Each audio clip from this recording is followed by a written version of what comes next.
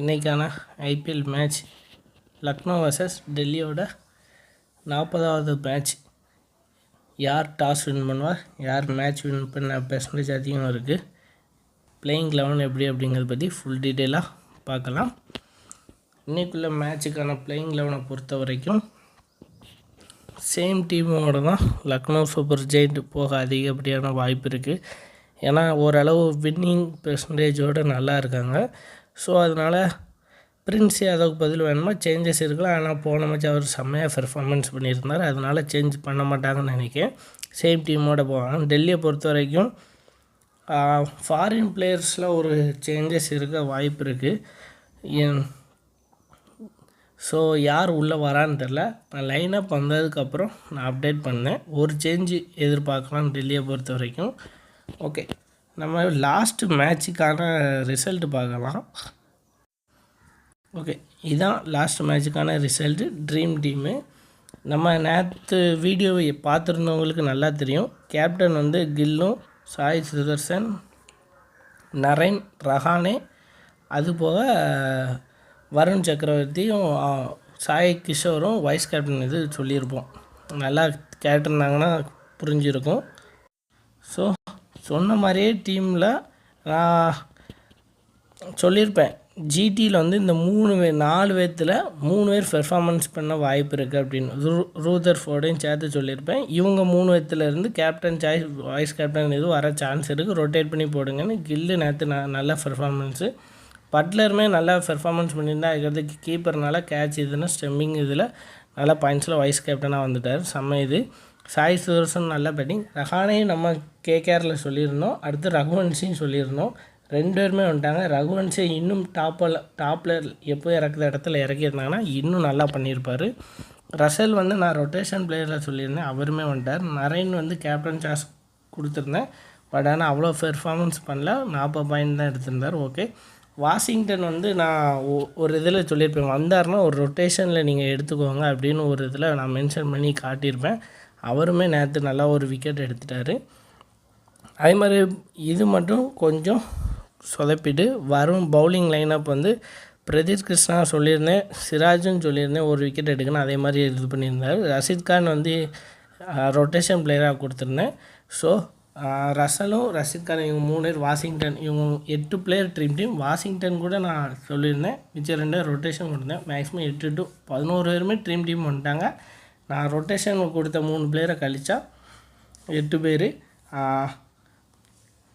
வருண் சக்கரவர்த்தி பெர்ஃபார்மன்ஸ் பண்ணால் தான் கொஞ்சம் இதாகி போச்சு, இல்லைனா இன்னும் கொஞ்சம் நல்லா இருந்திருக்கும் டீமு. நம்ம கிவ்அவே சேலஞ்ச் வின்னர் ஆகிறதையும் பார்த்துறோம், அது அவங்கள குரூப்பில் சென்ட் பண்ணியிருந்தோம். அவங்க பாயிண்ட்ஸை பார்த்துக்கோங்க. 974 டீம் 1139. இவங்களே ஜிஎல் ஒரு நல்ல ப்ரைஸ், அதுபோக மினி ஜிஎல் எல்லாத்துலேயும் நல்ல ப்ராஃபிட் எடுத்துட்டாங்க. டீம் பட்லர் கேப்டன் நான் சொல்லியிருந்தேன், அவங்க 3 பேர் டாப்பில் எடுத்துட்டாங்க. ரகுவன்சி அவங்க லைனப்பில் இம்பேக்டில் இருந்ததுனால அவங்க எடுக்காமல் விட்டாங்களாம். ஓகே, அதுபோக வருண் சக்கரவர்த்தி, ராணா, வைபவரா நான் சொல்லியிருந்தேன், இவங்க 3 பேரில் ஒவ்வொரு விக்கெட்டு 2 விக்கெட் எடுக்கலான்னு. அதே மாதிரி ஒவ்வொரு விக்கெட் எடுத்துருந்தேன். ஸோ கொஞ்சம் இன்னும் பெட்டராக இருந்திருக்கும். அதுபோல் ரசல் நரேன்லாம் கரெக்டாக எடுத்துட்டாங்க. வாஷிங்டன் அவங்க வந்து பெருசாக எதிர்பார்க்கல போல். நம்ம கிவ்அவேலே ஃபஸ்ட்டு வந்துட்டாங்க, பட் ஆனால் நம்ம கிவ்அவேயோட ரூல் படி அவங்க ஃபாலோ பண்ணல, கமெண்ட் பண்ணாமல் வச்சுருந்ததுனால அவங்களுக்கு கிவ்அவே நம்ம கொடுக்கல. பண்ணியிருந்தால் நம்ம கண்டிப்பாக சென்ட் பண்ணியிருப்போம். ஓகே, இந்த மேட்சுக்கான கிரவுண்டு எப்படி இருக்குதுன்னு பார்க்கலாம். கிரவுண்டை பொறுத்தவரை லக்னோ ஒரு கிரவுண்டு, அது வந்து ஒரு ஸ்பின்னுக்கும் சாதகமாக இருக்கும், ஃபாஸ்ட் பவுலர்ஸ்க்கும் ஒரு சில நேரத்தில் ஹெல்ப் ஆகும். ஸோ வந்து 50-50% தான். அதனால் பேட்டிங் கொஞ்சம் இதாக பண்ணால் நம்ம டார்கெட் ஸ்கோர் வந்து 180+ கொடுக்கலாம். அவ்வளோ ஒரு ஃபஸ்ட்டு பேட்டிங் பிடிக்கவங்க அவ்வளோ ரன் அடிக்க அதிக வாய்ப்பு. டாஸ் யார் வின் பண்ணுவான்னு பார்த்தா லக்னோ வின் பண்ண வாய்ப்பு இருக்குது. வின்னிங் பெர்சன்டேஜ் ஆகும்போது 2 பேத்துக்குமே ஈக்குவலாக தான் இருக்குது. டெல்லிக்கு 51, லக்னோவுக்கு 49. டெல்லியை பொறுத்த வரைக்கும் ஸ்டார்க் வந்து ஓப்பனிங் ஸ்பெல்லில் 2 விக்கெட் சடனாக பவர் பிளேயில் எடுத்தாருன்னா டெல்லி அப்பர் ஹேண்ட் ஆவாங்க. எடுக்கலைன்னா லக்னோ செம்ம பெர்ஃபார்மன்ஸ் பண்ண அதிகமான வாய்ப்பு இருக்குது. இந்த மேட்சோட கிவ்அவே வந்து இந்த வீடியோவில் டிஸ்கிரிப்ஷனில் இருக்குது லிங்க்கு, அதை மறக்காமல் கிளிக் பண்ணி ஜாயின் பண்ணிக்கோங்க. ரூல்ஸை ஃபாலோ பண்ணிக்கோங்க. சப்ஸ்கிரைப், லைக், கமெண்ட் வந்து இந்த வீடியோக்கு பண்ணியிருக்கணும், மறக்காமல் ஜாயின் பண்ணிக்கோங்க. ஓகே, பெஸ்ட்டு பிளேயர்ஸ் பார்க்கறதுக்கு முன்னாடி this video sponsored by BuyMode shopping app. BuyMode e-shopping application is one of the online shopping app now available on Play Store and App Store. BuyMode e-shopping இதோட link வந்து டிஸ்கிரிப்ஷனில் இருக்குது. மறக்காமல் இந்த website போய் நீங்கள் செக் பண்ணி பாருங்கள். எல்லா கிராசரிஸ் எல்லா பொருட்களுமே நல்ல கம்மி விலையில் போயிட்டுருக்கு. நீங்களே மிச்சம் இது கூட கம்பேர் பண்ணி பார்த்து யூஸ் பண்ணிக்கோங்க. வாங்க பெஸ்ட்டு பிளேயர்ஸ் பார்க்கலாம். இந்த மேட்சோட பெஸ்ட்டு பெர்ஃபார்மன்ஸ் பிளேயர்ஸ் லக்னோவை பொறுத்த வரைக்கும் பூரான் பண்டு, ஆயுஷ் பதனி, மார்க்ரம் இவங்க பேட்டிங்கில் ஓரளவு டீசெண்டானவும் நல்லா பெர்ஃபார்மன்ஸ் பண்ணவும் வாய்ப்பு இருக்குது. மார்ஸுமே ஆவரேஜாக இருக்குது. அவர் வந்து ஃபாஸ்ட்டாக இது பண்ண மார்ஸும் மார்க்ரமும் இவங்க ரெண்டு விதத்தில் யாராவது ஒருத்தர் தான் ஸ்டேபிள் பண்ணுவார். இன்னொருத்தர் வந்து கொஞ்சம் ஸ்ட்ரகிள் பண்ணுறதுக்கு வாய்ப்பு இருக்குது. கொஞ்சம் ரன்னில் அவுட் ஆவார். ஸ்டார் கோரை தாண்டிட்டாங்க அப்படின்னா ரெண்டு பேருமே நல்லா பெர்ஃபார்மன்ஸ் பண்ணிடுவாங்க. ஓரளவு ஆவரேஜ். ஸோ இவங்க ரெண்டு பேர்த்துமே நீங்கள் ரொட்டேஷன் பிளேயராக யூஸ் பண்ணிக்குவாங்க. மார்ஸுக்கு ஒரு அட்வான்டேஜ் என்னென்னா ஓவர் இந்த கிரவுண்டில் கண்டிப்பாக போடுவார். ஒரு விக்கெட் எடுக்க சான்ஸ் இருக்குது மார்க்ரமுக்கு. அதனால் அவரை பெஸ்ட்டு பெர்ஃபார்மன்ஸில் கொடுத்துருக்கேன். ஆயுஷ் பதனி பேட்டிங் வரும்போது ஒரு 20+ ரன் அடிக்க அதிகமான வாய்ப்பு. மில்லர் இன்றைக்கி வந்தார்னா ஒரு ஆவரேஜ் பெர்ஃபார்மன்ஸாக இருக்கும் பேட்டிங் வரும்போது. சம்மத்தை பொறுத்த வரைக்குமே ஒரு ஆவரேஜ் தான். பவுலிங்கை பொறுத்த வரைக்கும் ஆவேஸ் கான் 2 விக்கெட் எடுப்பார். சர்குல் தாக்கூர் 1 விக்கெட் எடுக்க வாய்ப்பு இருக்குது. டி சிங்கை பொறுத்த வரைக்கும் ஒரு விக்கெட்டு அதுபோல் எக்கனாமிக்காக போட நல்ல வாய்ப்பு இருக்குது. ரவி பிஷ்னாய் ஒரு ஆவரேஜ் பவுலிங்காக இருக்கும், 1 விக்கெட் எடுக்கலாம். இவங்கள வச்சு ஒரு ரொட்டேட் பண்ணி எடுத்துக்கோங்க. இவங்க இந்த 6 பேர் நல்ல இம்பார்ட்டன்ட் பிளேயரு. அதே மாதிரி டெல்லியை பொறுத்த வரைக்கும் ராகுல், புரேல், கருண் நாயர் இவங்க 3 பேர் பேட்டிங்கில் நல்லா பண்ண வாய்ப்பு இருக்குது. புரேலை பொறுத்த வரைக்கும் இயரில் ஃபஸ்ட்டே அவுட்டாகவும் சான்ஸ் இருக்குது. ஸோ அதனால் அவரை வந்து கொஞ்சம் ரொட்டேட் பண்ணி போட்டுக்கோங்க. நான் கிளிக் பண்ணிட்டேன், ரொட்டேஷனில் மறந்துட்டேன். ஸோ புரேலை மட்டும் நீங்கள் ரொட்டேட் பண்ணி பார்த்துக்கோங்க. ராகுல் ஒரு டீசெண்டான இன்னிங்ஸ் விளையாட அதிகமான எப்படி கருணாயர் இன்னைக்கு ரன் அவுட் ஆகாமல் இருந்து பேட்டிங் ஒழுங்காக ஆனார்னா 30+ அடிப்பார். அக்ஷர் பட்டேல் பேட்டிங்லேயும் ஒரு 20 1 விக்கெட் எடுக்க வாய்ப்பு இருக்குது.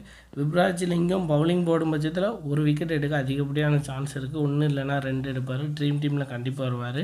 இது மாதிரி ஸ்டாருக்கு ஃபஸ்ட்டே இன்சியலாக 1 விக்கெட் எடுக்க சான்ஸ் அதிகமாக இருக்குது.